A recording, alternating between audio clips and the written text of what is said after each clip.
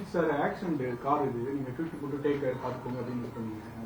அது வந்து எடுத்து நீங்களும் நிறைய அடிபட்டு இது பண்ணனால இல்ல அவர் வந்து அஜித் சார் வந்து அவரோட பேஷனை ஃபாலோ பண்ணிக்கிட்டு இருக்காரு. ரேசிங் வந்து எவ்வளோ ரிஸ்கான ஒரு விஷயம் நம்ம எல்லாருக்குமே தெரியும். ஸோ அந்த வீடியோ பார்த்தோன்னே எனக்கு ரொம்ப ஷாக்கிங்காக இருந்தது. உடனே நான் வந்து சுரேஷ் சார் தொடர்பு கொண்டேன். எப்படி இருக்காருன்னு கேட்டேன். இல்லை சார் இஸ் ஓகே சார், நாளைக்கு திருப்பி ட்ராக்கு போகிறாருன்னாரு. என்ன சார் சொல்கிறீங்க அப்படின்னு. ஸோ அந்த மாதிரியான ஒரு ஒரு ஒரு போல்டான பர்சன் தான் அஜித் சார். ஸோ அவருக்கு என்னுடைய வாழ்த்துக்கள். அண்ட் அதனால தான் அந்த ட்வீட்டே போட்டேன். God bless him and we all love him.